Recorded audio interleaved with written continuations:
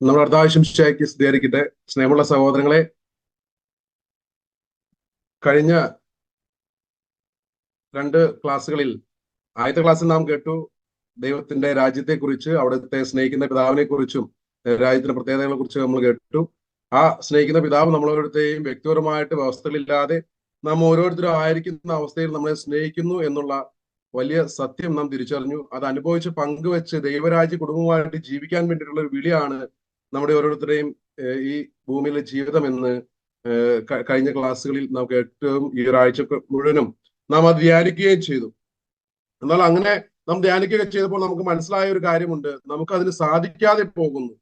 ദൈവം അത്രയേറെ സ്നേഹം നമുക്ക് നൽകിയിട്ടും ആ സ്നേഹം അതുപോലെ തന്നെ അനുഭവിക്കുവാനോ അത് മറ്റുള്ളവരുമായിട്ട്, എൻ്റെ കുടുംബത്തിലുള്ളവർ, എൻ്റെ സഹോദരങ്ങൾ, അങ്ങനെ എല്ലാവരുമായിട്ട് പങ്കുവെച്ച് ജീവിക്കാനൊക്കെ ആയിട്ട് എനിക്ക് സാധിക്കാതെ പോകുന്നുണ്ട്. പലപ്പോഴും എന്നിൽ നിന്ന് നഷ്ടപ്പെട്ടു പോകുന്നു.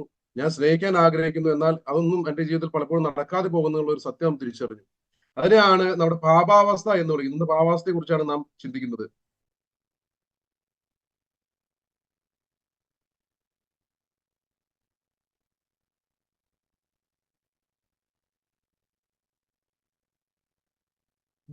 മനുഷ്യനെ സൃഷ്ടിച്ചപ്പോൾ ദൈവത്തിന്റെ പദ്ധതി ഇതായിരുന്നു. ദൈവ മനുഷ്യ പങ്കാളിത്തത്തിലൂടെ ദൈവരാജ്യാനുഭവം ഈ ലോകത്ത് കൊണ്ടുവരാനുള്ള ദൈവിക പദ്ധതിയിലാണ് ദൈവം മനുഷ്യനെ ഉൾച്ചേർത്തത്.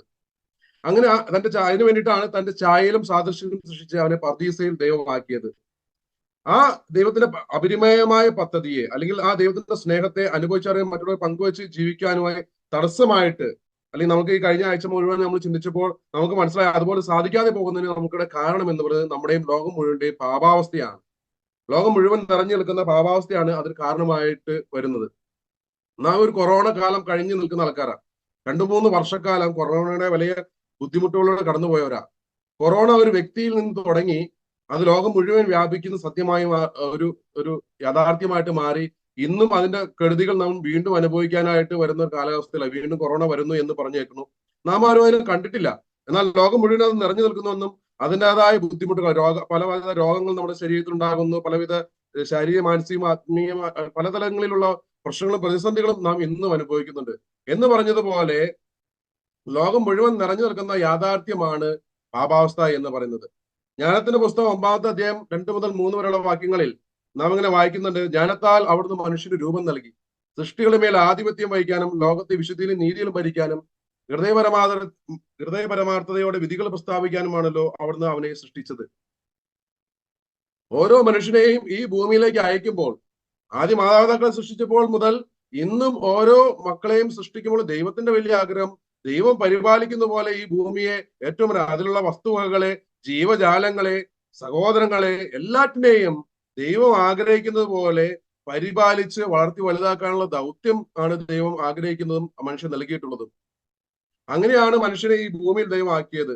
ആദ്യ മാതാപിതാക്കളെ ഈ ഭൂമിയിലേക്ക് അയക്കുമ്പോൾ ദൈവത്തിന് അവരെ ഏൽപ്പിക്കാനുണ്ടായിരുന്ന 2 ദൗത്യം ഇതായിരുന്നു. ആദ്യ മാതാപിതാക്കൾക്ക് മാത്രമല്ല, ഇന്ന് ഈ കാലഘട്ടത്തിൽ ആദ്യ മാതാപിതാക്കളിൽ നിന്ന് തുടങ്ങിയ മനുഷ്യവർഗത്തിന്റെ ചരിത്രം നമ്മിൽ ഓരോരുത്തരും ഇന്ന് എത്തി നിൽക്കുമ്പോൾ നമുക്കും അതേ ദൗത്യം തന്നെയാണ്. ദൈവം സൃഷ്ടിച്ച എല്ലാ മനുഷ്യർക്കും ഒരേ ദൗത്യമാണുള്ളത്. ആ ദൗത്യം എന്ന് പറയുന്നത് 1 വളർത്തുക, 2 അനുസരിക്കുക എന്നുള്ളതാണ്. വളർത്തുക എന്ന് പറയുമ്പോൾ ലോകത്തിലെ സർവ്വ ജീവജാലങ്ങളെയും നോക്കി സംരക്ഷിച്ച് വളർത്തുക. ദൈവമാണ് എല്ലാത്തിന്റെയും ഉടയവൻ. അവയെ പരിപാലിക്കുന്നതും അതിനെ വളർത്തുന്നതും എല്ലാം ചെയ്യുന്ന ദൈവമാണ്. എന്നാൽ ആ ഒരു ജോലി അല്ലെങ്കിൽ വേല ദൈവം വളരെ വിശ്വസിച്ച് തന്റെ ഛായയിലും സാദൃശ്യത്തിലും മനുഷ്യൻ സൃഷ്ടിച്ചുകൊണ്ട് തന്റെ കഴിവുകളെല്ലാം അവന് കൊടുത്തുകൊണ്ട്, വിധിക്കാൻ പോലുള്ള അധികാരം കൊടുത്തുകൊണ്ട് ദൈവം മനുഷ്യനെ, സർവ്വ ജീവജാലങ്ങളെയും ദൈവം നോക്കി സംരക്ഷിച്ച് വളർത്തുന്ന പോലെ അങ്ങനെ വളർത്തുന്നതിന് വേണ്ടി മനുഷ്യനെ ലഭിച്ചു. അതായിരുന്നു മനുഷ്യൻ ആദ്യം ചെയ്യേണ്ടിയിരുന്ന 1-ാമത്തെ ദൗത്യം. 2-ാമത്തെ കാര്യം എന്ന് പറയുന്നത് അനുസരിക്കുക എന്നുള്ളതാണ്. അങ്ങനെ അവരെ പർദീസയിലാക്കിയപ്പോൾ ദൈവം അവരോട് പറയുന്നുണ്ട്, നിങ്ങൾ ഇവിടെയുള്ള എല്ലാം ഭക്ഷിച്ചോളൂ, എന്തെല്ലാം ഉണ്ടോ അതെല്ലാം നിങ്ങൾക്ക് ഭക്ഷിക്കാം, ഇവിടെ എന്ത് വേണമെങ്കിലും നിങ്ങൾക്ക് ചെയ്യാം, എന്നാൽ പർദീസയുടെ നടുവിലുള്ള വൃക്ഷത്തിന്റെ ഫലം മാത്രം നിങ്ങൾ ഭക്ഷിക്കരുത്, അത് ഭക്ഷിച്ചാൽ നിങ്ങൾ മരിക്കുമെന്ന് ദൈവം അവരോട് പറയുന്നുണ്ട്. നന്മതിന്മകളുടെ വൃക്ഷത്തിന്റെ ഭക്ഷണം ഭക്ഷിച്ചാൽ അവർ മരിക്കുമെന്ന് ദൈവം അവരോട് പറഞ്ഞു. അവരുടെ അങ്ങനെ ദൈവം വളരെ മനോഹരമായ പദ്ധതി ഒരുക്കി മനുഷ്യനെ പർദീസയിലാക്കിയിട്ട് ആ മനോഹരമായ ദൈവിക പദ്ധതിയെ മനുഷ്യൻ നിരാകരിച്ചു, നിഷേധിച്ചു, തകിടം മറിച്ചു. അങ്ങനെ അതുവരെ ദൈവത്തിന്റെ തോളത്ത് കൈയിട്ട് നടന്നിരുന്ന ആ ദൈവ സ്നേഹ അനുഭവം, ദൈവത്തിന്റെ വാക്ക് കേട്ട് അനുസരിച്ച് ദൈവത്തിന്റെ സ്വരത്തിനനുസരിച്ച് തങ്ങളുടെ ജീവിതത്തെ മുന്നോട്ട് നയിച്ചിരുന്ന ആ ആ അനുഭവം ആദ്യ മാതാപിതാക്കൾ നഷ്ടമാക്കി. ഇതാണ് മനുഷ്യന്റെ പാപാവസ്ഥ. ആദ്യ മാതാപിതാക്കൾ ദൈവസ്നേഹാനുഭവം നഷ്ടപ്പെടുത്തിയത് വഴി, ദൈവത്തിന്റെ സാന്നിധ്യത്തെ നഷ്ടപ്പെടുത്തിയത് വഴി, ദൈവം പറഞ്ഞ് അനുസരിക്കായിക വഴി അവരുടെ ജീവിതത്തിലേക്ക് കടന്നു വന്നതാണ് അവർ പാപം ചെയ്ത മൂലം പാപാവസ്ഥ എന്ന് പറയുന്നത്. രണ്ടുപേരുടെ വാക്കുകളാണ് ആദ്യ മാതാപിതാക്കൾ കേട്ടത്. ഒന്ന് ദൈവത്തിന്റെ വാക്ക്, രണ്ടാമത് കേട്ടത് പിശാചിന്റെ വാക്കായിരുന്നു. ദൈവത്തിന്റെ വാക്ക് കേട്ട് അത് വിശ്വസിക്കുകയും അനുസരിക്കുകയും ചെയ്യുക വഴി നിത്യജീവനിലേക്കായിരുന്നു മനുഷ്യൻ കടന്നു പോകേണ്ടിയിരുന്നു. എന്നേക്കുമായിട്ട് ദൈവത്തോട് കൂടെ വസിക്കുന്ന നിത്യജീവനിലേക്ക് കടന്നു പോകേണ്ടവനായിരുന്നു. എന്നാൽ പിശാചിന്റെ വാക്ക് കേൾക്കുന്ന വഴി തിന്മയുടെ അടിമത്തം കടന്നു വരും, അതുവഴി ലോകത്തിലേക്ക് മരണം കടന്നു വരുമെന്ന് ദൈവം അവരോട് പറഞ്ഞിരുന്നു. അങ്ങനെ അവർ കേട്ടത് ഇങ്ങനെ രണ്ടുപേരുടെ വാക്കുകളായിരുന്നു. അവിടെ അവരോട് പിശാച്, ശത്രുവായ സാത്താൻ, ഒരു സംശയത്തിന്റെ വിത്ത് ആദ്യ മാതാപിതാക്കളുടെ ഉള്ളിലേക്ക് വിതച്ചു കൊടുക്കുന്നുണ്ട്. അത് ഇതായിരുന്നു: നിങ്ങൾ ദൈവത്തെ പോലെ ആകും. യഥാർത്ഥത്തിൽ മനുഷ്യൻ ദൈവത്തെ പോലെ ആയിരുന്നു. നമ്മൾ ഓരോരുത്തരും ദൈവത്തിന്റെ ഛായയിലും സാദൃശ്യത്തിലും സൃഷ്ടിക്കപ്പെട്ടവരാ. ഇന്ന് നമ്മുടെ ഉദരത്തിൽ ദൈവം തന്നെയാണ് നമ്മൾ ഓരോരുത്തരും ഉരുവാക്കുന്നത്, അവിടുത്തെ ഛായയിലും സാദൃശ്യത്തിലും. അപ്പൊ നമ്മൾ ഓരോരുത്തരും ദൈവത്തിന്റെ ഛായയിലും സാദൃശ്യത്തിലും സൃഷ്ടിക്കപ്പെട്ടതാ. ആദ്യ മാതാപിതാക്കളുടെ ഉള്ളിലേക്ക് ആ സംശയം കേട്ടപ്പോൾ ആ വാക്ക് അവർ കേട്ടു. ഉൽപ്പത്തിയുടെ പുസ്തകം 3-ാമത്തെ അധ്യായം 1 മുതൽ 7 വരെയുള്ള വാക്യങ്ങൾ വായിച്ചു പോകുമ്പോൾ നമുക്ക് കാണാനാകും, സാത്താന്റെ പ്രലോഭനത്തിൽ അകപ്പെട്ട് അവന്റെ വാക്കനുസരിച്ച് പ്രവർത്തിച്ച വഴി മനുഷ്യൻ എന്നേക്കുമായി സാത്താന്റെ അടിമയാക്കപ്പെടുന്നു. രണ്ടാമത് സാത്താൻ പറഞ്ഞ വാക്ക് കേട്ട് അത് അനുസരിച്ചു മനുഷ്യൻ. ആ പഴം പറിച്ചു തിന്നു. ദൈവം പറഞ്ഞു ഭക്ഷിക്കരുത് പറഞ്ഞു, അത് ഭക്ഷിച്ചു. അത് വഴി മരണം അവരുടെ ജീവിതത്തിലേക്ക് കടന്നു വന്നു. അങ്ങനെ അവർക്കുണ്ടായിരുന്ന ദൈവിക ജീവനും അധികാരങ്ങളും സ്വാതന്ത്ര്യവും സർവ്വ സൗഭാഗ്യങ്ങളും അവർക്ക് നഷ്ടമായി. അങ്ങനെ നഷ്ടപ്പെടുന്ന അവസ്ഥ അവരുടെ ജീവിതത്തിലേക്ക് കടന്നു വന്നു. അതുവഴി അവരുടെ ബന്ധങ്ങളെല്ലാം തകർന്നു. ആദത്തിന്റെ മുന്നിലേക്ക് ഹവ്വയെ കൊണ്ടുവന്ന സമയത്ത്, ആദ്യമായി കൊണ്ടുവന്ന സമയത്ത് ആദം പറയുന്ന ഒരു വാക്കുണ്ട്: എന്റെ അസ്ഥിയുടെ അസ്ഥിയും മാംസത്തിന്റെ മാംസം. വളരെ സ്നേഹത്തിൽ നിന്ന്, ഉള്ളിൽ നിന്ന് ജ്വലിക്കുന്ന ആ സ്നേഹത്തിൽ നിന്ന് പറയാണ്, ആ ദൈവസ്നേഹത്താൽ, ദൈവം പറഞ്ഞ വ്യക്തിപരമായിട്ട് അവസ്ഥയിലായിട്ട് ആയിരിക്കുന്ന അവസ്ഥയിലിരിക്കുന്ന ആ സ്നേഹത്താൽ സ്നേഹിച്ചുകൊണ്ട് പറയുകയാണ്, എന്റെ അസ്ഥിയുടെ അസ്ഥിയും മാംസത്തിന്റെ മാംസവും എന്ന് ഹവ്വയെ നോക്കി ആദം പറഞ്ഞ വാക്കുകളാണ്. എന്നാൽ ആ ദൈവത്തിന്റെ വാക്ക് കേൾക്കാതെ സാത്താന്റെ വാക്ക് കേട്ട് പാപത്തിന് അടിമത്തത്തിലേക്ക് പോയത് വഴി, പാപാവസ്ഥയിൽ ലോകത്തിലേക്ക് കടന്നു വന്നത് വഴി ആദം പറഞ്ഞ വാക്ക് ഇതാണ്: അങ്ങ് എനിക്ക് കൂട്ടിന് നൽകിയ സ്ത്രീ ആണ് എന്നെ ചതിച്ചത്. ആദ്യമേ തന്നെ ദൈവത്തിന് നേരെ ചൂണ്ടിയത്, ദൈവത്തിന് നേരെ ചൂണ്ടിയിട്ട് പറഞ്ഞു, അങ്ങ് എനിക്ക് കൂട്ടിന് തന്ന സ്ത്രീ, ഈ സ്ത്രീയാണ് എന്നെ ചതിച്ചത് എന്ന് പറഞ്ഞു. അങ്ങനെ എല്ലാ ബന്ധങ്ങളും നഷ്ടപ്പെട്ടു. ഒന്നാമതായത് ദൈവവുമായിട്ടുള്ള ബന്ധം നഷ്ടപ്പെട്ടു. അങ്ങനെ ദൈവസ്നേഹബന്ധം നഷ്ടപ്പെടുന്നത് വഴി അവരുടെ ജീവിതത്തിലെ സ്നേഹം നഷ്ടപ്പെട്ടു. നമുക്കറിയാം, യോഹന്നാൻ ശ്ലീഹ 1-ാം ലേഖനത്തിൽ 4:8 ഇങ്ങനെ പറയുന്നു, ദൈവം സ്നേഹമാണ് എന്ന്. ആ സ്നേഹത്തെ അവർ നഷ്ടപ്പെടുന്നു. അവരുടെ ജീവിതത്തിലേക്ക് ഭയം കടന്നു വന്നു. ആ ഭയം വളരാൻ തുടങ്ങി. വെറുപ്പ്, വിദ്വേഷം എല്ലാം അവരുടെ ജീവിതത്തിലുണ്ടായി. പ്രിയപ്പെട്ട സഹോദരൻ, ഇന്നും നമ്മുടെ ജീവിതത്തിലേക്ക് നോക്കിയാലും നമുക്ക് കാണാൻ സാധിക്കും, നമ്മുടെ ജീവിതത്തിൽ ഈ അവസ്ഥ നിലനിൽക്കുന്നതുകൊണ്ട് പലവിധ പാപങ്ങളിലും സാഹചര്യങ്ങൾ അനുകൂലമാകുമ്പോൾ ആദ്യ മാതാപിതാക്കളുടെ തലമുറയിൽപ്പെട്ട നമ്മൾ ഓരോരുത്തരും അത് പിന്തുടർന്ന് ഇന്നും ആ പാപാവസ്ഥയോടെ നിലനിൽക്കുന്നതുകൊണ്ട് ആ സാഹചര്യം അനുകൂലമാകുമ്പോൾ നാം ഓരോരുത്തരും പാപം ചെയ്യുന്നത് വഴി നമുക്കുള്ള ഉള്ളിൽ നിന്ന് സ്നേഹം നഷ്ടപ്പെടുന്ന നമുക്ക് തിരിച്ചറിയാൻ പറ്റുന്നു. ഇന്ന് നമ്മൾ നഷ്ടപ്പെടുന്നുണ്ട്. പലതിനെയും നമ്മൾ ഭയക്കുന്നുണ്ട്. ചിലപ്പോൾ ചില ജീവജാലങ്ങളെ ആയിരിക്കാം, ചില പ്രത്യേക ശാസ്ത്രങ്ങളെ ആയിരിക്കാം, ചില വ്യക്തികളെ ആയിരിക്കാം, ചില അധികാരങ്ങളെ ആയിരിക്കാം. അങ്ങനെ പല വിധത്തിലും ചിലപ്പോൾ ദൈവത്തെ പോലും നമ്മൾ അനാവശ്യമായ ഒരു ഭയത്തിലേക്ക്, സ്നേഹത്തിന്റെ നിറകുടമായ ദൈവത്തെ അനാവശ്യമായ ഒരു ഭയത്തിലേക്ക് പോകുന്നത് നാം കണ്ടിട്ടുണ്ട്. വെറുപ്പ്, പലരോട് വെറുപ്പ്, ചിലപ്പോൾ നമ്മുടെ സഹോദരങ്ങളോടായിരിക്കാം, ഭാര്യയ്ക്ക് ഭർത്താവിനോട്, ഭർത്താവിന് ഭാര്യയോട്, അങ്ങനെ പല വിധത്തിലുള്ള വെറുപ്പും വിദ്വേഷവും എല്ലാം പലപ്പോഴും നമ്മുടെ ജീവിതത്തിലേക്ക് കടന്നു വരുന്നത് നമുക്ക് കാണാൻ സാധിക്കും. അതുവഴി പിരിമുറുക്കം, ഉറക്കമില്ലായ്മയൊക്കെയുള്ള നാളുകളൊക്കെ നമ്മുടെ ജീവിതത്തിലേക്ക് കടന്നു വരികയും പ്രശ്നങ്ങൾ കടന്നു പോകുന്നത് നമുക്ക് കാണാൻ സാധിക്കും. അതോടൊപ്പം തന്നോട് തന്നെയുള്ള ബന്ധം നഷ്ടപ്പെടുന്നു. ഉൾവലിയുന്ന സ്വഭാവം, നാണം, ലജ്ജ, ഇതെല്ലാം നമ്മുടെ ജീവിതത്തിലേക്ക് കടന്നു വരുന്നുണ്ട്. ആദ്യ മാതാപിതാക്കളുടെ ജീവിതത്തിലേക്ക് അത് കടന്നു വന്നപ്പോൾ അവർ അത്തിമരത്തിന്റെ മരത്തിന്റെ മറവിലൊളിച്ചു. തങ്ങൾ നഗ്നരാണെന്ന് തിരിച്ചറിഞ്ഞുകൊണ്ട് അവർ അത്തിലകൾ കൂട്ടി തന്നെ ഒരു വസ്ത്രം ഉണ്ടാക്കി കൊടുക്കുന്ന അവസ്ഥയുണ്ടായി. അവരുടെ ജീവിതത്തിലേക്ക് നാണവും ലജ്ജയും കടന്നു വന്നു. ഇതുപോലെ തന്നെയാണ് പലപ്പോഴും നമ്മളൊക്കെ പലരുടെയും മുന്നിൽ പ്രത്യക്ഷപ്പെടാൻ, ദൈവത്തിന് മുന്നിലേക്ക് ചെന്ന് നിൽക്കാനൊക്കെ നാണത്തോടെയും ലജ്ജയോടെയൊക്കെ ജീവിക്കുന്നത് നാം കണ്ടിട്ടുണ്ട്. അതോടൊപ്പം പരസ്പര ബന്ധം, മറ്റുള്ള മനുഷ്യരുമായിട്ടുള്ള, സഹോദരങ്ങളുമായിട്ടുള്ള ബന്ധം നഷ്ടപ്പെട്ടു. അതുവഴി അവരെല്ലാം കുറ്റം പറയാൻ തുടങ്ങി. അവർക്കെതിരായിട്ട് മോശപ്പെട്ട സംസാരങ്ങൾ ഉണ്ടാകാൻ തുടങ്ങി. നമ്മളെ തന്നെ ന്യായീകരിക്കുന്ന സ്വഭാവത്തിലേക്ക് നാം കടന്നു വന്നു. ഞാൻ നല്ലതാണ്, മറ്റുള്ളവരും കുറ്റക്കാരാണെന്ന് ആദത്തിന്റെ ജീവിതത്തിലേക്ക് കണ്ടാൽ നമുക്ക് മനസ്സിലാക്കും. ഞാനല്ല കാരണക്കാരൻ, ഇവളാണ്, അങ്ങ് എനിക്ക് തന്ന ഇവളാണ് എനിക്ക് കാരണക്കാരി എന്ന് പറഞ്ഞുകൊണ്ട് ദൈവത്തെ തന്നെ കുറ്റപ്പെടുത്തുന്ന, തന്റെ തന്റെ എല്ലാമാണെന്ന് പറഞ്ഞ ഭാര്യയെ കുറ്റപ്പെടുത്തുന്ന ആദ്യത്തെ നാം കാണുന്നത് ഇന്ന് നമ്മുടെ ജീവിതത്തിൽ സംഭവിക്കുന്ന യാഥാർത്ഥ്യം ഇത് തന്നെയാണ്. അതോടൊപ്പം സൃഷ്ട പ്രപഞ്ചം ശത്രുതലായി തീരുന്നു. പ്രപഞ്ചത്തെയും പ്രപഞ്ചത്തിലുള്ള വസ്തുക്കളെയൊക്കെ നമ്മുടെ ഉപഭോഗ വസ്തുക്കളായി കണ്ടുകൊണ്ട് ദൈവം പരിപാലിക്കുന്ന പോലെ പരിപാലിച്ച് മറ്റുള്ളവർക്ക് കൂടി കൊടുക്കാനായിട്ട് ദൈവം നമ്മളെ ഏൽപ്പിച്ചിട്ട് വരും തലമുറകൾക്ക് വേണ്ടിയിട്ട് ഏറ്റവും മനോഹരമായിട്ട് അത് കാത്തു സൂക്ഷിക്കാനുള്ള ഉത്തരവാദിത്വം നമ്മളെ ഏൽപ്പിച്ചിട്ട് പോലും പലപ്പോഴും അതിനെല്ലാം നാം നമ്മുടേത് മാത്രം, എനിക്ക് മാത്രം ഉപയോഗിക്കാനുള്ളത്, എന്റെ ആവശ്യത്തിൽ കവിഞ്ഞെല്ലാം സ്വരുക്കൂട്ടി വയ്ക്കുക എന്നുള്ള പല ചിന്താഗതികൾ കൊണ്ട് ഇന്നും സൃഷ്ടപ്രപഞ്ചത്തെ നാം പലപ്പോഴും ശത്രുതയിലായിട്ട് കാണുന്നു, അതിനെയൊക്കെ നശിപ്പിക്കുന്ന വ്യക്തികളായിട്ട് മാറുന്നു. ഇവിടെ ഈ ബന്ധം നഷ്ടപ്പെട്ട കാര്യത്തെ ഓർക്കുമ്പോൾ എന്റെ ജീവിതത്തെ കുറിച്ച് തന്നെയാണ് ഞാൻ ഓർക്കുന്നത്. 5ാം ക്ലാസ്സിൽ പഠിക്കുന്ന സമയത്താണ് എന്റെ ആദ്യ കുർബാന സ്വീകരണം നടന്നത്. ആദ്യ കുർബാന സ്വീകരണം നടന്ന് അന്ന് മുതൽ ഞാൻ ദേവാലയത്തിൽ പോകാൻ തുടങ്ങി, ഒരു ദിവസം പോലും മുടങ്ങുന്നത്. എന്റെ മാതാപിതാക്കൾ നന്നായിട്ട് പ്രാർത്ഥിക്കുന്ന ദൈവഭയമുള്ള മാതാപിതാക്കളായിരുന്നു. അവരെല്ലാ ദിവസവും നന്നായിട്ട് എന്നോട് പ്രാർത്ഥിപ്പിക്കുമായിരുന്നു. അവർ എന്നോട് എല്ലാ ദിവസവും പറയും, നീ ദേവാലയത്തിൽ പോകണം, ഈശോയെ സ്വീകരിക്കണം എന്ന് പറയുമായിരുന്നു. അങ്ങനെ എല്ലാ ദിവസവും ദേവാലയത്തിൽ പോകാൻ തുടങ്ങി. ഞാൻ 10ാം ക്ലാസ്സിൽ പഠിക്കുന്നവരെ ഒരു ദിവസം പോലും മുടങ്ങാതെ പോകുമായിരുന്നു. പല രോഗമോ എന്തൊക്കെ ഉണ്ടെങ്കിലാണ് മുടങ്ങാറുള്ളൂ. എന്നാൽ 10ാം ക്ലാസ്സിൽ പഠിക്കുന്ന സമയത്ത് നന്നായിട്ട് പഠിക്കും. അപ്പനും അമ്മയ്ക്കും എന്നെ ഡോക്ടറാക്കണമെന്ന് വലിയ ആഗ്രഹം. അപ്പൊ അത്യാവശ്യം നന്നായിട്ട് പഠിക്കുകയും ചെയ്യും.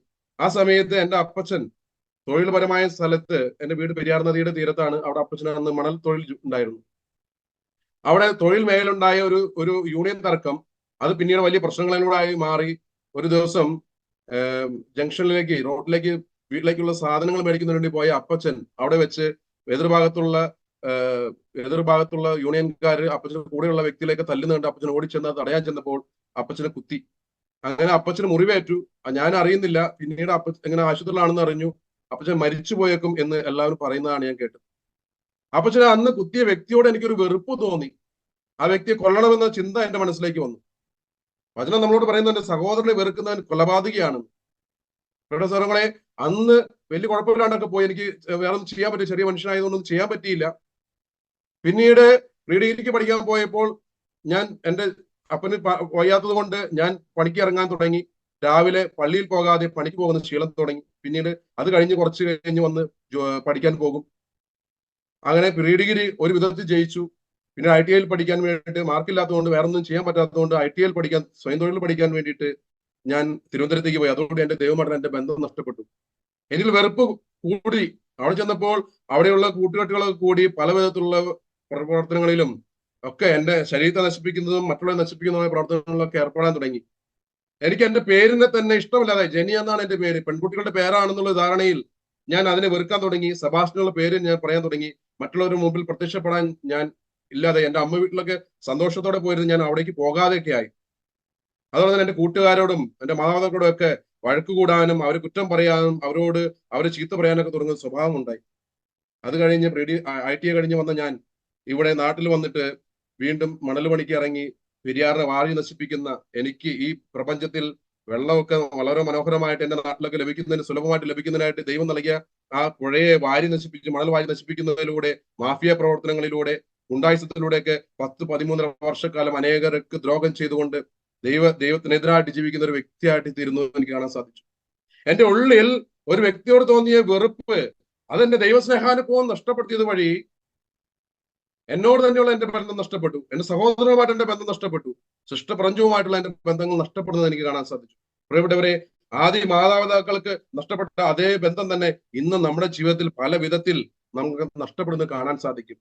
പലപ്പോഴും കുടുംബങ്ങളിൽ തന്നെ മക്കളും മാതാപിതാക്കൾക്കും തന്നെ ശത്രുതയിൽ കഴിയുന്ന അവസ്ഥകൾ നമുക്കറിയാം. ഭാര്യ ഭർത്താക്കന്മാർ തമ്മിൽ വലിയ വലിയ സംഘടനത്തിൽ പോകുന്ന, വലിയ പ്രശ്നങ്ങളിലൂടെ കടന്നു പോകുന്ന വീടുകളെ നമുക്കറിയാം, അല്ലെങ്കിൽ ആ വ്യക്തികളെ നമുക്കറിയാം. പല വിധത്തിലും പ്രശ്നങ്ങളും പ്രതിസന്ധിയിലൂടെയൊക്കെ പോകുന്ന ജനത്തെ നാം കാണുന്നുണ്ട്. ഇന്നും ഈ പാപാവസ്ഥ നിലനിൽക്കുന്ന മൂലം മനുഷ്യൻ പാപത്തിൽ വീണ് ജീവിക്കുന്നു. അങ്ങനെ സാത്താന്റെ വാക്കനുസരിച്ച് അവന് തങ്ങളെ തന്നെ സമർപ്പിച്ചത് വഴി ആദ്യ മാതാപിതാക്കൾ തങ്ങൾക്കുണ്ടായിരുന്ന അധികാരവും സ്വാതന്ത്ര്യവും പാപത്തിന്റെ വഴികളിലേക്ക് തിരിച്ചുവിട്ടു. അങ്ങനെ സംശയം വളർന്ന് പ്രവൃത്തിയിലേക്ക് എത്തി. ആദ്യ മാതാപിതാക്കളുടെ മക്കളായ ആബേലും കായനും നമുക്കറിയാം. കായന് ഒരു സംശയം ഉണ്ടായി. ദൈവം തന്നെക്കാൾ അധികം ആബേലിനെ സ്നേഹിക്കുന്നുണ്ടോ എന്നുള്ള സംശയം. ആ സംശയം വളർന്ന് വലുതായി ആബേലിനെ കായൻ കൊല്ലുന്ന അവസ്ഥയിൽ വരെ എത്തി. അതുവഴി മുള്ളുകളും മുൾച്ചെടികളും ഒക്കെ ഈ ഭൂമിയിൽ ഉണ്ടാകുകയും മനുഷ്യൻ പല വിധത്തിലുള്ള പ്രശ്നങ്ങളുടെയും പ്രതിസന്ധികളുടെ കടന്നു പോകുന്നത് നാം പിന്നീട് കാണുന്നുണ്ട്. പിന്നീട് വരുന്ന മനുഷ്യ ചരിത്രം അബ്രാഹത്തെ വിളിക്കുന്നു. അബ്രാഹം വീണ്ടും തെറ്റാവർത്തിക്കുന്നു, നുണ പറയുകയാണ്.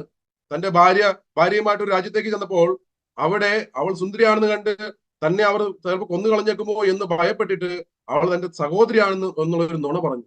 വചനം നമ്മളെ ഓർമ്മിപ്പിക്കുന്നുണ്ട്, അവൻ നുണയനും നുണയന്റെ പിതാവുമാണെന്ന് സാത്താനെ കുറിച്ച്. വീണ്ടും അബ്രാഹത്തിന്റെ ആ മകനായ ഇസ്ഹാക്ക് അതേ നുണ ആവർത്തിക്കുന്നു. ഇസ്ഹാക്കിൽ നിന്ന് തുടങ്ങിയ 2 മക്കൾ ഏസാവും യാക്കോബും തമ്മിലുള്ള പ്രശ്നവും പ്രതിസന്ധികളൊക്കെ നമുക്കറിയാം. സ്ഥാനം തട്ടിയെടുക്കാൻ, അധികാരം തട്ടിയെടുക്കാൻ, സ്ഥലം തട്ടിയെടുക്കാനൊക്കെയുള്ള വെമ്പൽ കൊണ്ട് അത് അവർ ജീവിതത്തിൽ സംഭവിക്കുന്നു. അങ്ങനെ ആ പാപാവസ്ഥ നിരന്തരം തലമുറകളിലൂടെ വളർന്നു വരുന്ന നാം കാണുന്നു. പിന്നീട് യാക്കോബിൽ നിന്ന് തുടങ്ങിയ 12 മക്കൾ ജോസഫിനെ കൊല്ലാൻ ശ്രമിക്കുന്നു, അവനെ വിൽക്കുന്നു.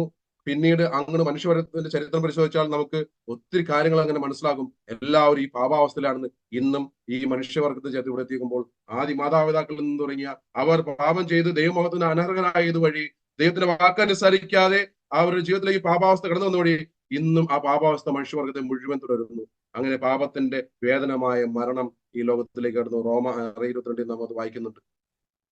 യെശയ്യാ പ്രവാചന പുസ്തകം 59-ാമത്തെ അധ്യായം 2-ാമത്തെ വാക്യത്തിൽ നാം ഇങ്ങനെ വായിക്കുന്നു, നിന്റെ അകൃത്യങ്ങൾ നിന്നെയും ദൈവത്തെയും തമ്മിൽ അകറ്റിയിരിക്കുന്നു, നിന്റെ പാപങ്ങൾ അവിടുത്തെ മുഖം നിന്ന് മറച്ചിരിക്കുന്നു. ആദ്യ മാതാപിതാക്കൾ പാപം ചെയ്തപ്പോൾ അവർ ദൈവത്തിൽ നിന്ന് ഓടി ഒളിച്ചു. കാരണം ദൈവത്തിൽ അകന്നു പോകാൻ, കാരണം ദൈവത്തിന് മുഖത്തേക്ക് നോക്കാനുള്ള ധൈര്യം അവർക്കില്ലാതെ. ഇന്ന് നമുക്കറിയാം, നാം ഓരോരുത്തരും പാപം ചെയ്യുമ്പോൾ, പാപത്തിൽ വീട് കഴിയുമ്പോൾ നാം ഓരോരുത്തരും പലരിൽ നിന്ന് ഓടി വിളിക്കും. ഏറ്റവും ആദ്യം ഓടി വിളിക്കുക ദൈവത്തിൽ നിന്നാ. നമ്മൾ ഏറ്റവും പുറകോട്ട് പോകുന്നത് നമ്മുടെ പ്രാർത്ഥനയിൽ നിന്നും മറ്റുള്ള കാര്യങ്ങളിൽ, വിശുദ്ധ ബലിയർപ്പണത്തിൽ നിന്നും മറ്റുള്ള ഭക്ത അഭ്യാസങ്ങളിൽ നിന്നാണ് നമ്മളൊക്കെ പുറകോട്ട് പോകുന്നത്. അതുകൊണ്ടാണ് വചനം നമ്മളോട് പറയുന്നത്, നിന്റെ അകൃത്യങ്ങൾ നിന്നെയും ദൈവത്തെയും തമ്മിൽ അകറ്റിയിരിക്കുന്നു, നിന്റെ പാപങ്ങൾ അവിടുത്തെ മുഖം നിന്നിൽ നിന്ന് മറച്ചിരിക്കുന്നു എന്ന്. പത്രോസ് ലീഗ തന്റെ 2-ാമത്തെ ലേഖനം 2-ാമത്തെ അധ്യായം 1-ാമത്തെ വാക്യത്തിൽ ഇങ്ങനെ പറയുന്നു, ഏതിനാൽ ഒരുവൻ തോൽപ്പിക്കപ്പെടുന്നുവോ അതിന്റെ അടിമയാണവൻ. നാം ഏതിനാലാണോ ഇന്ന് തോൽപ്പിക്കപ്പെടുന്നത് അതിന്റെ അടിമയാണ്. സാത്താന്റെ വാക്കിനാൽ ആദ്യ മാതാപിതാക്കൾ തോൽപ്പിക്കപ്പെട്ടത് വഴി അവർ സാത്താന്റെ അടിമത്തത്തിലേക്ക് പോയി. അതുവഴി മനുഷ്യവർഗം മുഴുവൻ അങ്ങനെ അടിമത്തത്തിലായി.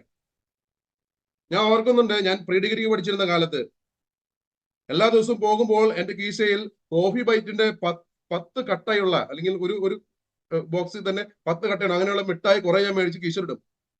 ഒരു മിഠായി തീരുന്നു കഴിയുമ്പോൾ അടുത്ത മിഠായി ദിനം. അതിനകത്ത് കോഫി എന്ന് പറഞ്ഞ ഒരു കണ്ടന്റ് ഉണ്ട്. അതിനൊരു ലഹരി നൽകുന്ന ഒരു അവസ്ഥയുണ്ടായിരുന്നു. പ്രീ ഡിഗ്രിക്ക് പഠിക്കുന്ന കാലത്ത് എന്നെ അടിമപ്പെടുത്തിയത് കാര്യം ഈ കോഫി ബൈറ്റ് മിഠായി ആയിരുന്നു. പ്രീ ഡിഗ്രി കഴിഞ്ഞ് ഞാൻ മണൽ പണിക്ക് ഇറങ്ങിയപ്പോൾ ഒരു പ്രത്യയ ശാസ്ത്രം എന്നെ കീഴടക്കുന്നത് ഞാൻ കണ്ടു. ആ പ്രത്യയ ശാസ്ത്രത്തിന് വേണ്ടിയിട്ട് അനേക വർഷം അവർ പറയുന്നതനുസരിച്ച്, അതിന്റെ നേതാക്കൾ പറയുന്നതനുസരിച്ച് കേരളത്തിന് അകത്തും പുറത്തും പലതര പ്രവർത്തനങ്ങളിലേക്ക് വീണു പോകുന്നതും പലരെയും വേദനിപ്പിക്കാൻ ഇടവന്നതും ഞാൻ ഇന്ന് ഓർക്കുകയാണ് പ്രിയപ്പെട്ടവരെ. ഏതിനാൽ ഒരുവൻ തോൽപ്പിക്കപ്പെടുന്നുവോ അതിന്റെ അടിമയാണ് അവൻ. ദൈവീയ വാക്കിനാലല്ല ആദ്യ മാതാപിതാക്കൾ തോൽപ്പിക്കപ്പെട്ടത്, പിശാചിന്റെ വാക്കിലാണ് തോൽപ്പിക്കപ്പെട്ടത്. അതുവഴി അവർ പിശാചിന്റെ അടിമത്തത്തിലേക്ക് പോയി. ഇന്ന് നമ്മൾ ഓരോരുത്തരും ചിന്തിക്കേണ്ട ഒരു യാഥാർത്ഥ്യമുണ്ട്, ഞാൻ എന്തിനാലാണ് തോൽപ്പിക്കപ്പെടുന്നത്? ദൈവത്തിന്റെ വചനത്താലാണോ, അതോ മറ്റുള്ളവർ പറയുന്ന വാക്കുകൊണ്ടാണോ, ചില അധികാരങ്ങൾക്കാണോ, അല്ലെങ്കിൽ ചിലരുടെ വാക്കുകൾക്ക് വേണ്ടിയിട്ടാണോ, ചില വസ്തുക്കൾക്ക് വേണ്ടി, ഭക്ഷണത്തിന് വേണ്ടിയിട്ടാണോ, അതിനൊക്കെയാണോ ഞാൻ അടിമപ്പെട്ടു പോയിരിക്കുന്നതെന്ന് ഞാൻ ചിന്തിക്കേണ്ട യാഥാർത്ഥ്യം. പ്രത്യേകിച്ച് നമ്മൾ ഈ ഒരു നോമ്പ് കാലത്തിൽ, ആഗമന കാലത്തിലൂടെ കടന്നു പോകുമ്പോൾ നാം ഇതിനെക്കുറിച്ചൊക്കെ ആഴത്തിൽ ചിന്തിക്കേണ്ടിയിരിക്കുന്നു. നാം ആർക്കൊക്കെയാണ് നമ്മളെ തന്നെ അടിമ വച്ചിരിക്കുന്നത് എന്നുള്ളത്. നാം അതിൽ വായിക്കുന്നു, നിങ്ങൾ അനുസരണമുള്ള ദാസരെ പോലെ ആർക്കെങ്കിലും നിങ്ങളെ തന്നെ സമർപ്പിക്കുമ്പോൾ നിങ്ങൾ അവന്റെ അടിമകളെന്ന് അറിഞ്ഞില്ലേ? റോമ 6:16 നാം വായിക്കുന്നതാണ്. ഒന്നുകിൽ മരണത്തിലേക്ക് നയിക്കുന്ന പാപത്തിന്റെ അടിമകൾ, അല്ലെങ്കിൽ നീതിയിലേക്ക് നയിക്കുന്ന അനുസരണത്തിന്റെ അടിമകൾ. നമ്മൾ അനുസരണമുള്ള ദാസരെ പോലെ, ദൈവം സർവ്വ സ്വാതന്ത്ര്യം കൊടുത്ത ആദ്യ മാതാപിതാക്കളെ ഈ ഭൂമിയിലാക്കിയതും നമ്മുടെ അമ്മയുടെ ഉദരത്തിൽ ഉരുവാക്കിക്കൊണ്ട് ഈ ഭൂമിയിലേക്ക് നമ്മളെ ജനിപ്പിക്കുമ്പോഴും സർവ്വ സ്വാതന്ത്ര്യം നമുക്ക് നൽകിയ സ്വാതന്ത്ര്യം നമ്മുടെ കയ്യിലാണ്. അതെങ്ങനെ ഉപയോഗിക്കണം എന്നുള്ളത് നമ്മുടെ ഇഷ്ടമാണ്. നമ്മൾ അത് എങ്ങനെയാണ് ഉപയോഗിക്കുന്നത് എന്നുള്ള അനുസരണ ദാസരെ പോലെ നാം ദൈവത്തിനാണ് നമ്മളെ തന്നെ അടിയറ വയ്ക്കുന്നതെങ്കിൽ, സമർപ്പിക്കുന്നതെങ്കിൽ, നാം നീതിയിൽ നയിക്കുന്നത് അനുസരണത്തിന്റെ അടിമകളായിട്ട് മാറും. സാത്താനാണ് നമ്മൾ അടിയറ വയ്ക്കുന്നതെങ്കിൽ നമ്മൾ ഓരോരുത്തരും മരണത്തിലേക്ക് നയിക്കുന്ന പാപത്തിന്റെ അടിമകളായിട്ട് മാറുമെന്ന് വചനം ഓർപ്പിക്കുന്നു പ്രിയപ്പെട്ടവരെ. റോമകർക്കെതിരെ ലേഖനം 3-ാമത്തെ അധ്യായം 10 മുതൽ 12 വരെയുള്ള വാക്യങ്ങൾ നാം വായിക്കുമ്പോൾ നമുക്ക് മനസ്സിലാകും ലോകം മുഴുവൻ ഇങ്ങനെ അടിമത്തത്തിലാണെന്നുള്ളത്.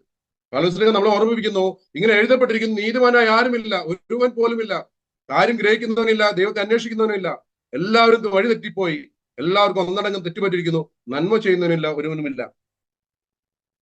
ആദ്യ മാതാപിതാക്കളിൽ നിന്ന് കടന്നു വന്ന പാപാവസ്ഥ ലോകം മുഴുവൻ നിറഞ്ഞു നിൽക്കുന്നതുകൊണ്ട് എല്ലാവരും അതിന്റെ അടിമത്തിലേക്ക് പോകുന്നു കാണുന്നുണ്ട്, ലോകം മുഴുവനുള്ള സകലരും.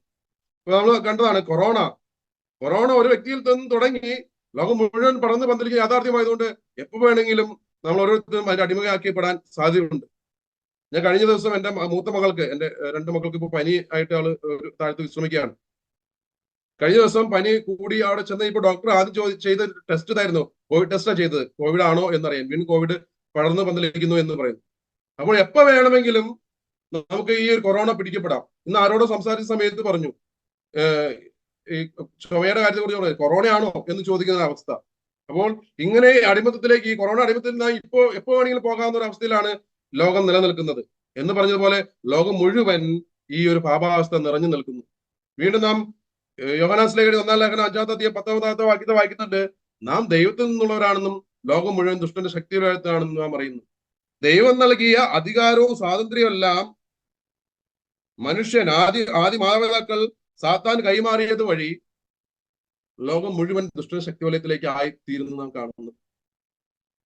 ഇന്ന് നമ്മുടെ ജീവിതം നാം ഇങ്ങനെ അടിയറ വയ്ക്കുന്നത് വഴി നാം ആകുന്ന ലോകം മുഴുവനായിട്ട് പലപ്പോഴും ഇങ്ങനെ ആ ദുഷ്ടന്റെ ശക്തി വലയത്തിൽ അടിയറ വയ്ക്കപ്പെട്ടതായിരിക്കുന്നത്. ചിലപ്പോൾ നമ്മുടെ കുടുംബം, ചിലപ്പോൾ പല വിധത്തിലുള്ള പ്രതിസന്ധികളിലൂടെ കടന്നു പോകുന്നവർ കാണുന്നുണ്ട്. നമ്മുടെ കുടുംബം മുഴുവൻ അടിമത്തത്തിലേക്ക് പോകുന്നതും നമുക്ക് കാണാൻ സാധിക്കുന്ന ഒരു യാഥാർത്ഥ്യമാണ്. അങ്ങനെ മനുഷ്യന്റെ ജീവിതം മുഴുവൻ തകർക്കപ്പെട്ടു, പ്രത്യാശ നഷ്ടപ്പെട്ടു, വിട്ടാനാകാത്ത വലിയ കടത്തിൽ അവൻ നിബന്ധിച്ചു. അവനുണ്ടായിരുന്ന പ്രത്യാശ, മുന്നോട്ട് നടക്കാനുള്ള ഒരു പ്രത്യാശ അവന്റെ നഷ്ടപ്പെട്ടു. വീട്ടാകാനാത്ത വലിയ കടത്തിൽ അവൻ നിബന്ധിച്ചു. നമുക്കറിയാവുന്നത് പോലെ ഇപ്പൊ നമ്മുടെ നാട്ടിൽ, കേരളത്തിൽ ജനിക്കുന്ന ഓരോ കുഞ്ഞും എത്ര ലക്ഷം രൂപയ്ക്കാ കടക്കാരായിരിക്കുന്നത് അവൻ അറിഞ്ഞാണോ? ഇനി വരാനിരിക്കുന്ന കുഞ്ഞുങ്ങൾ, ചിലപ്പോൾ വർഷങ്ങൾക്ക് ശേഷം ജനിക്കാനിരിക്കുന്ന കുഞ്ഞുങ്ങൾ പോലും കടത്തിലാണ് ജനിക്കാൻ പോകുന്നത്. ഈ ലോകത്തിൽ അവസാനം ജനിക്കാൻ പോകുന്ന വ്യക്തിയും ഈ കടത്തിൽ ജനിക്കുന്നത് പോലെ തന്നെ ആദ്യ മാതാപിതാക്കൾ പാപം ചെയ്ത് പാവാസ് കടന്നു വന്ന വഴി ലോകത്തിന് അവസാനം ജനിക്കാൻ പോകുന്ന വ്യക്തി വരെയും ഈ ഒരു വിടാനാകത്ത കടത്തിലേക്ക് അകപ്പെട്ടു പോകുന്നത് നാം തിരിച്ചറിയുന്നു. പ്രിയപ്പെട്ട സഹോദരരെ, അതുവഴി പാപത്തിന്റെ അടിമത്തത്തിലേക്ക് മനുഷ്യവർഗം മുഴുവൻ പോയി. റോമക്കാർക്ക് ലേഖനം 7-ാമത്തെ അധ്യായം 15-ാമത്തെ വാക്യത്തിൽ നാം ഇങ്ങനെ വായിക്കുന്നു, ഞാൻ ചെയ്യുന്ന പ്രവർത്തികൾ തന്നെ എനിക്ക് മനസ്സിലാകുന്നില്ല, എന്നാൽ ഞാൻ ഇച്ഛിക്കുന്നതല്ല വെറുക്കുന്നതാണ് ഞാൻ പ്രവർത്തിക്കുന്നത്. പൗലോസ് ഉറക്കെ വിളിച്ചു പറയുകയാണ്, ദൈവത്തിന്റെ സ്നേഹത്തെ കുറിച്ച് അല്ലെങ്കിൽ ദൈവത്തിന്റെ സുവിശേഷം ലോകത്തോട് വിളിച്ചു പറയുന്ന ശക്തനായ അപ്പസ്തോലനായ പൗലോസ് പറയുകയാണ്, ഞാൻ ചെയ്യുന്ന പ്രവർത്തികൾ തന്നെ എനിക്ക് മനസ്സിലാകുന്നില്ല, എന്നാൽ ഞാൻ ഇച്ഛിക്കുന്നതല്ല വെറുക്കുന്നതാണ് ഞാൻ പ്രവർത്തിക്കുന്നത്. ഇന്ന് നമ്മുടെ ജീവിതത്തിൽ നമുക്കറിയാം, ഓരോ ദിവസവും നാം പലപ്പോഴും എനിക്കിപ്പോൾ പ്രാർത്ഥിക്കുന്ന ഒരു പ്രാർത്ഥന ഉണ്ടായിരിക്കാം. ഞാൻ പ്രാർത്ഥിക്കാറുണ്ട്, ദൈവമേ ഇന്ന് ആരോടും വെറുപ്പുണ്ടാകാൻ ഇടയാക്കല്ലേ, എല്ലാവരോടും അങ്ങ് നൽകുന്ന സ്നേഹം പങ്കുവെച്ച് പറയുന്നില്ലേ, ദൈവത്തിന്റെ സ്നേഹം ഓരോ പ്രഭാതത്തിനും പുതിയതാണെന്ന്. ഓരോ പ്രഭാതത്തിനും നൽകുന്ന ആ സ്നേഹം എന്റെ സഹോദരങ്ങളെ പങ്കുവെച്ച് ഇന്ന് ഈ ദിവസം എന്റെ കുടുംബത്തിൽ ഞാൻ ആയിരിക്കുന്ന സാഹചര്യങ്ങളിൽ ഞാൻ ചെല്ലുന്നിടത്തെല്ലാം ദൈവമേ അവിടുത്തെ സ്വർഗത്തിന്റെ അനുഭവം, ദൈവരാജ്യത്തിന്റെ അനുഭവം എന്റെ ജീവിതത്തിൽ ഉണ്ടാകണമേ എന്നുള്ള പ്രാർത്ഥനയോടെ എല്ലാ ദിവസവും തുടങ്ങുന്നത്. എന്നാൽ വൈകിട്ട് കിടക്കാൻ പോകുമ്പോൾ സ്വയം ഒന്ന് വിചിന്തനം ചെയ്യുമ്പോൾ മനസ്സിലാക്കും, ഒത്തിരി പേരോട് വെറുപ്പ് തോന്നിയിട്ടുണ്ട്, ഒത്തിരി പേരുടെ കുറ്റം വിധിച്ചിട്ടുണ്ട്, ഒത്തിരി പേരെ ഇഷ്ടപ്പെടായി വന്നിട്ടുണ്ട്. ഞാനിപ്പോ ഓർക്കുന്നു, ഞാനിപ്പോ ഇവിടെ വന്നിരിക്കുമ്പോൾ ഞാൻ കോതമംഗലം സോണില് ജിസ്യൂത്തിന് മിഷനെ കുറിച്ചുള്ള ഒരു ക്ലാസ് എടുക്കാൻ പോയിട്ടാണ് തിരിച്ചു ഓടി വന്ന് കയറിയതാണ്. ഇച്ചിരി വൈകിപ്പോയി. ഞാൻ ഓർക്കുന്നു, ഞങ്ങൾ പോകുന്ന വഴിക്ക് ഒരു വ്യക്തി പെട്ടെന്ന് കാർ ഓടിച്ചപ്പോൾ എന്റെ ഉള്ളിൽ പെട്ടെന്ന് ഒരു ദേഷ്യം കടന്നു വന്നു. എന്തിനാണ് ആ മനുഷ്യൻ ഇങ്ങനെ വെട്ടിക്കുന്നതെന്ന് എന്റെ ഭാര്യയോട് ഞാൻ ചോദിച്ചു. കാരണം ഞാൻ ഇച്ഛിച്ചിട്ടില്ല ഒരിക്കലും, പക്ഷെ ഇച്ഛിക്കാത്തത് ഞാൻ പ്രവർത്തിക്കുന്നതായിട്ട് എനിക്ക് കാണാൻ സാധിക്കുന്നു. പ്രിയപ്പെട്ടവരെ, ഇന്ന് നമ്മുടെ ജീവിതത്തിൽ നടക്കുന്ന യാഥാർത്ഥ്യമാണിത്. പാപാവസ്ഥയിൽ നിന്ന് രോദനം. പാപത്തോടെയാണ് ഞാൻ പിറന്നത്, അമ്മയുടെ ഉദരത്തിൽ ഉരുവായപ്പോഴേ ഞാൻ പാപിയാണ്. സങ്കീർത്തനായ ദാവീദിന്റെ ഉറക്കെയുള്ള നിലവിളിയാണിത്. സങ്കീർത്തനം 51:5 നാം ഇത് വായിക്കുന്നുണ്ട്. ദാവീദ് ദൈവത്തിന്റെ ഹൃദയത്തിനിണങ്ങിയ വ്യക്തിയാണെന്ന് ദൈവം തന്നെ സാക്ഷ്യപ്പെടുത്തിയിട്ടുള്ളതാ. ആ വ്യക്തി പിന്നീട് രാജാവായി അങ്ങനെ മുന്നോട്ട് പോകുമ്പോൾ ഒരു ദിവസം അലസമായിട്ട് മട്ടുപ്പാവിൽ ഉലാത്തുന്ന സമയത്ത് തന്റെ പടയാളിയുടെ ഭാര്യ അവിടെ കുളിക്കുന്നത് കണ്ടു. അത് നോക്കിയിരുന്ന ആ ദാവീദിന്റെ ഉള്ളിൽ ഒരു മോഹം ഉദിച്ചു. ആ മോഹം വളർന്നു. ആ വ്യക്തിയെ സ്വന്തമാക്കാൻ വേണ്ടിയിട്ട് ആളുടെ ഭർത്താവിനെ കൊന്നു. അങ്ങനെ കൊലപാതകമായിട്ട് മാറി.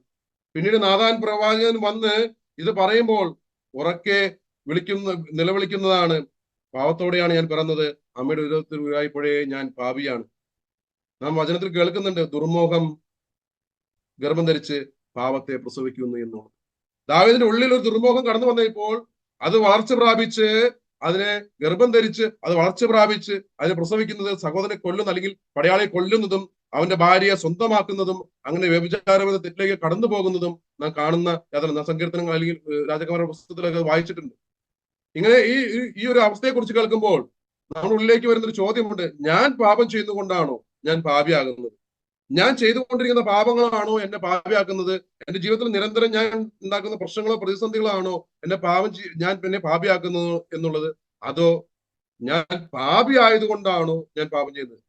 ഞാൻ ജന്മനാ പാപി ആയതുകൊണ്ടാണോ ഞാൻ പാപം ചെയ്യുന്നുള്ള ചിന്ത ചിലപ്പോൾ നമ്മുടെ മനസ്സിലേക്ക് കടന്നു വരുന്നുണ്ടായിരിക്കും. തീർച്ചയായിട്ടും സഹോദരങ്ങളെ, ഒരു മാവിൽ മാങ്ങ ഉണ്ടായാലും ഉണ്ടായില്ലെങ്കിലും അതിനെ മാവ് എന്നാണ് നാം വിളിക്കുന്നത്. അത് ഫലം നൽകിയാലും ഇല്ലെങ്കിലും അതിനെ മാവ് തന്നെയാണ് നമ്മൾ ഓരോരുത്തരും വിളിക്കുന്നത്. അപ്പോൾ നമ്മൾ ഓരോരുത്തരും പാപി ആയതുകൊണ്ട്, ഈ പാപാവസ്ഥ നിലനിൽക്കുമ്പോൾ നാം ഓരോരുത്തരും പാപികളാണ്. ആ മാതാപിതാക്കളിൽ നിന്ന് ജനിച്ച ചരിത്രം നമുക്കുള്ളതുകൊണ്ട് നമ്മൾ ഓരോരുത്തരും പാപികളാണ്. അങ്ങനെ നാം പാപികളായതുകൊണ്ടാണ് നാം ഓരോരുത്തരും പാപം ചെയ്യുന്നത്. റോമകർക്കെഴുതിയ ലേഖനം 7-ാമത്തെ അധ്യായം 19-20 നാം വായിക്കുന്നു, ഇച്ഛിക്കുന്ന നന്മയല്ല, ഇച്ഛിക്കാത്ത തിന്മയാണ് ഞാൻ പ്രവർത്തിക്കുന്നത്. ഞാൻ ഇച്ഛിക്കാത്തത് ഞാൻ ചെയ്യുന്നുവെങ്കിൽ അത് ചെയ്യുന്ന ഒരിക്കലും ഞാനല്ല, എന്നിൽ വസിക്കുന്ന ഭാഗമാണ്. പൗലോസ് വീണ്ടും നമ്മൾ ഓർമ്മപ്പെടുത്തുകയും തന്റെ ഉള്ളിലുണ്ടായ ആ വേദന തുറന്നു പറയുകയും ചെയ്യുകയാണ്. എനിക്ക് സ്വയം നിയന്ത്രിക്കാൻ പറ്റാത്തൊരു മനുഷ്യനായിട്ട് ഞാൻ മാറിയിരിക്കുന്നു. കാരണം നന്മ ഇച്ഛിക്കാൻ എനിക്ക് സാധിക്കും. ഇച്ഛിക്കുന്ന നന്മയല്ല, ഇച്ഛിക്കാത്ത തിന്മയാണ് ഞാൻ പ്രവർത്തിക്കുന്നത്. ഞാൻ ഇച്ഛിക്കാതെ ചെയ്യുന്നുവെങ്കിൽ അത് ചെയ്യുന്നത് ഒരിക്കലും ഞാനല്ല, എന്നിൽ വസിക്കുന്ന പാപമാണ്. എന്നിങ്ങനെ ഈ സാഹചര്യം അനുകൂലമാകുമ്പോൾ പാപം ചെയ്യാൻ പ്രേരിപ്പിക്കുന്ന ഭാവാവസ്ഥ എന്നിൽ നിലനിൽക്കുന്നതുകൊണ്ടാണ് ഞാൻ ഇങ്ങനെ പാപം ചെയ്യുന്നതെന്ന് പൗലോസ് നമ്മൾ ഓർപ്പിക്കുന്നു. പ്രിയപ്പെട്ട സഹോദരങ്ങളെ, ഈ ഒരു വചനം കേൾക്കുമ്പോൾ നമ്മുടെ ഉള്ളിൽ ഒരു ചിന്ത ഉണരുന്നുണ്ട്. കാരണം ആർക്കാണ് ഈ ഒരു അവസ്ഥയിൽ നിന്ന്, ഈ പാപാവസ്ഥയിൽ നിന്ന് സാഹചര്യം അനുകൂലമാകുമ്പോൾ ചിലപ്പോൾ ദേഷ്യപ്പെടുന്ന, മറ്റുള്ളവരെ വെറുക്കുന്ന, മറ്റുള്ളവരെ കുറ്റപ്പെടുത്തുന്ന, മറ്റ് അസാൻമാർഗിക മാർഗങ്ങളിലേക്ക് കടന്നു പോകുന്ന, നമ്മുടെ ശരീരത്തെയും മനസ്സിനെയും ഒക്കെ നശിപ്പിച്ച് ദൈവമുഖത്തിന് അനർഹരാക്കി തീർക്കുന്ന ഈ ഒരു അവസ്ഥയിൽ നിന്ന് ആർക്കാണ് നമ്മെ വിമോചിപ്പിക്കാനാകുക? പൗലോസ് ഇതറിഞ്ഞ് തിരിച്ചറിഞ്ഞുകൊണ്ട് വിളിച്ചു പറയുന്നുണ്ട്. റോമ 7:4 പറയുന്നു, ഞാൻ ദുർഭകനായ മനുഷ്യൻ, മരണത്തിന് അധീനമായി ഈ ശരീരത്തിൽ നിന്ന് എന്നെ ആര് മോചിപ്പിക്കും? ആർക്കാണ് നമ്മളെ ഈ ഒരു അവസ്ഥയിൽ നിന്ന് മോചിപ്പിക്കാനാകുക? പ്രിയപ്പെട്ട സഹോദരങ്ങളെ, നമുക്ക് പ്രാർത്ഥനയോടെ ആയിരിക്കാം. ഈ ഒരു ആഴ്ചക്കാലം മുഴുവനും ഇതിനെക്കുറിച്ചൊന്ന് ധ്യാനിക്കാം. നമുക്ക് ഈ അവസ്ഥയിൽ നിന്ന് നമ്മുടെ പാപാവസ്ഥകൾ കണ്ടെത്തുവാനും അതൊക്കെ ഒന്ന് മനസ്സിലാക്കിക്കൊണ്ട് അതിൽ നിന്ന് മോചനം തേടാൻ വലിയൊരു ആഗ്രഹത്തോടെ പ്രാർത്ഥനയോടെ ഈ ഒരു ആഴ്ചക്കാലം മുഴുവൻ നമുക്കായിരിക്കാം. ദൈവം അനുഗ്രഹിക്കട്ടെ. ആമീൻ.